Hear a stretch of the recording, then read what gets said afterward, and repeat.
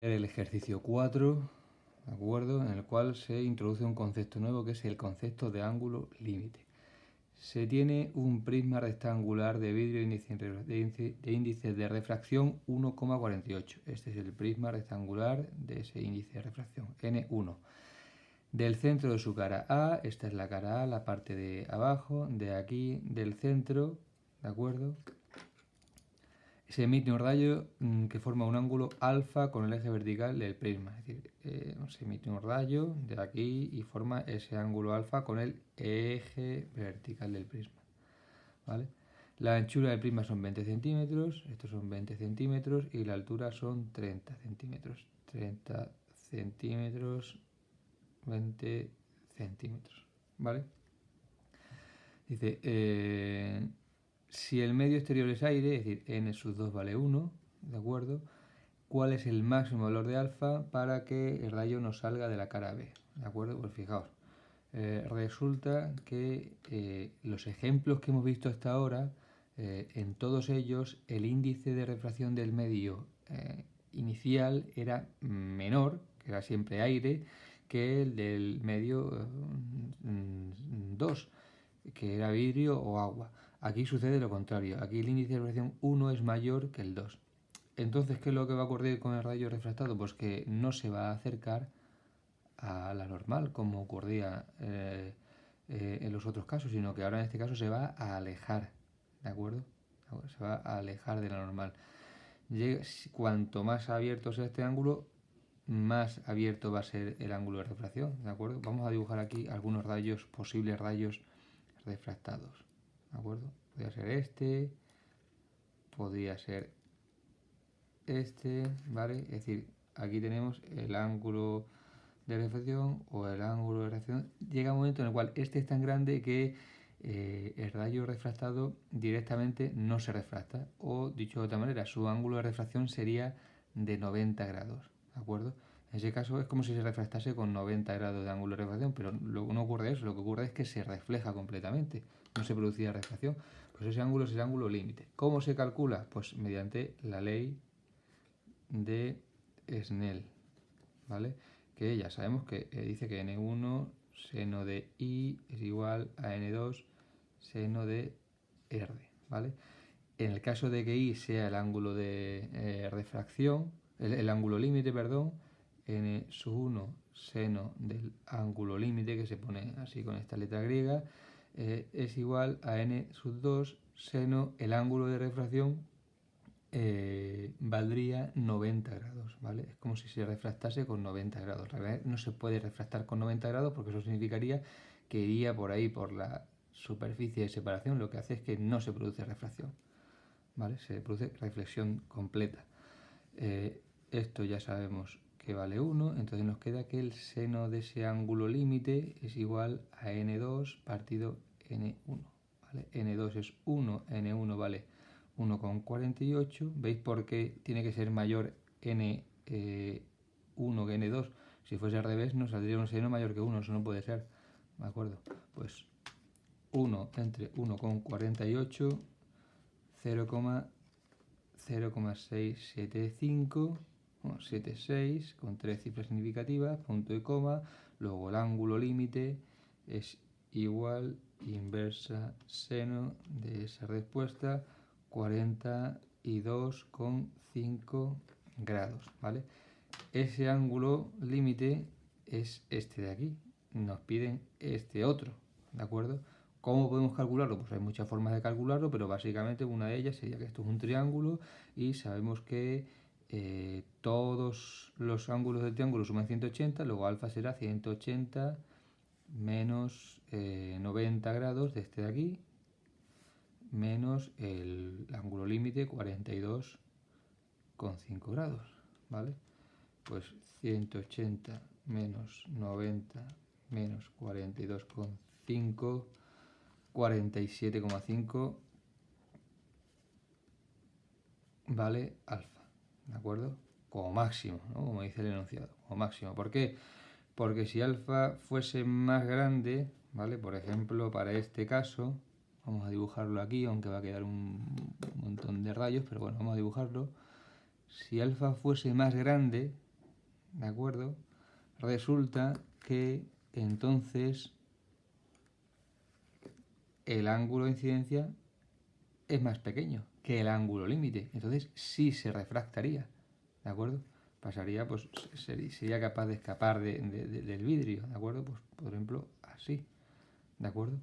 Pero nos están pidiendo esa situación límite, ¿vale? Bien, ese sería el apartado A. ¿Qué sucede con el apartado B? Que lo complican un poquito más, ¿de acuerdo? Pues no sé si se ve, voy a subirlo un poquito. Dice, si el medio exterior en vez de ser aire es agua, N2 en este caso es 1,33, lo pone aquí. ¿Cuál es el mayor valor de alfa para que el rayo no salga de la cara B? Es decir, exactamente lo mismo. Pues calculamos el ángulo límite. Otra vez, seno del ángulo límite es igual a N2 entre N1, es decir, 1,33 partido 1,48. Se sigue cumpliendo que este es más pequeño que este, entonces hay ángulo límite.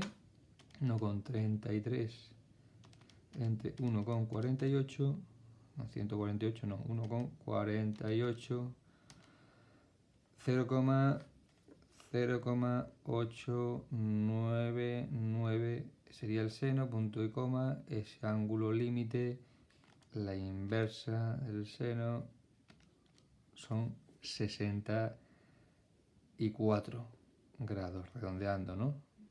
64 grados el límite, luego ese ángulo alfa por el cual nos preguntan es igual a 180 menos 90 menos 64. 180 menos 90 menos ese ángulo es 26, ¿no? 26 grados, ¿de acuerdo? Es decir, ahora es un poquito más grande el ángulo límite porque ha cambiado el índice de refracción y nos quedaría pues una situación más o menos, si estos son 45, 26, la mitad de 45 más o menos, no, un poquito por la mitad más o menos, un poquito más de la mitad, por ahí por ejemplo, y dibujamos ese rayo y ahí este sería alfa, que lo hemos calculado, y dibujamos una recta normal a la superficie de separación en ambos medios. Este de aquí es el ángulo límite que hemos calculado, ¿de acuerdo? ¿Qué sucede en esta situación? Pues no es que el rayo se refracte así por la línea de separación, sino que no se produce refracción y se produce lo que se dice una reflexión completa. Y la reflexión, la segunda ley de la reflexión, nos dice que el rayo reflejado, el ángulo de incidencia es igual al ángulo de reflexión, ¿vale? Es decir, ese rayo se va a reflejar así. Y estos dos ángulos, este ángulo límite y este ángulo R que voy a llamar, ¿de acuerdo? Son exactamente iguales, ¿vale? Y ese rayo pues incidiría sobre la cara C y ahora veremos a ver qué nos preguntan de la cara C. Dice, para este valor de alfa, o sea, para este alfa son 26, este ángulo límite son 64, estos son 64, ¿vale? ¿Cuál es el ángulo con el que emerge la cara por la cara C? ¿De acuerdo? Es decir, ¿con qué ángulo sale ese rayo por la cara C si es que sale? ¿De acuerdo?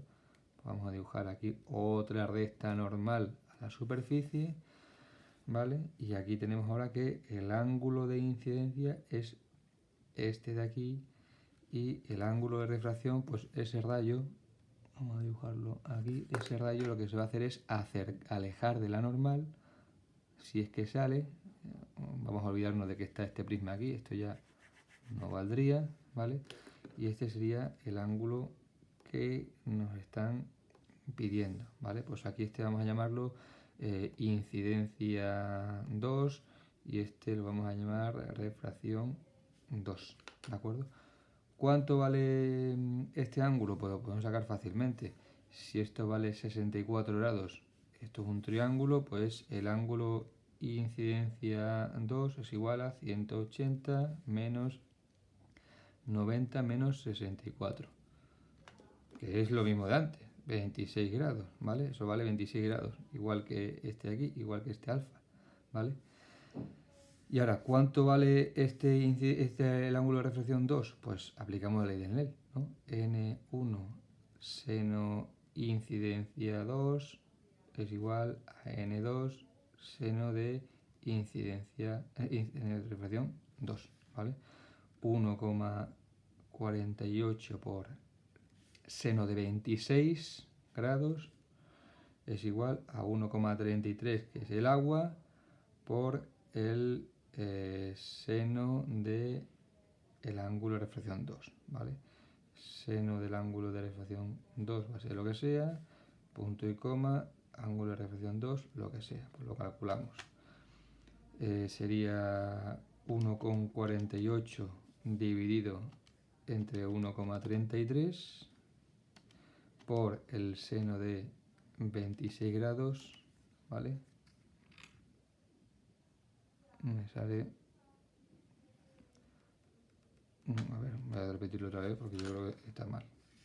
A ver, seno 26 por 1,48 entre 1,33, ¿vale? Ese es el seno. 0,488. 0,488. Y la inversa del seno, 29,1. 29,1 grados. Es decir, a ver, un poquito más grande, ¿vale? Quizás lo he exagerado, no se desviaría tanto, ¿vale? No se desviaría, pero es un poquito más grande, se ha alejado de la normal, pero no se desviaría tanto como yo he dibujado ahí, ¿vale? ¿De acuerdo? Pues sería, en vez de este, sería pues un poquito, se desvía un poquito, pero no tanto, así, ¿vale? Un poquito, más o menos casi igual, prácticamente, o 26, 29, más o menos iguales, ¿vale? Pues nada, espero que lo hayáis entendido.